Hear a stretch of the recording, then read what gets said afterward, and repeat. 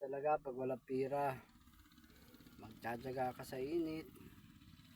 Ayan po, wala kang natapos, ayan, dito ka sa contraction para magsunog ng balat. Ito po ang inyong abang lingkod, magsasabi, mag-aral ng mabuti para ang buhay ay bumuti. Kung nakikita nyo, nagbabaga-bagang paligid. Ayan po.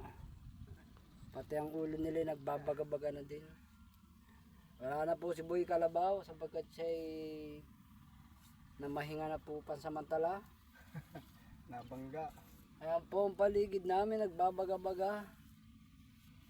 Kaya sa mga kabataan dyan na nakakapanood nito ng video, ay mag-aral na mabuti para ang bumuhay ay bumuti. Ay, pakishare and like.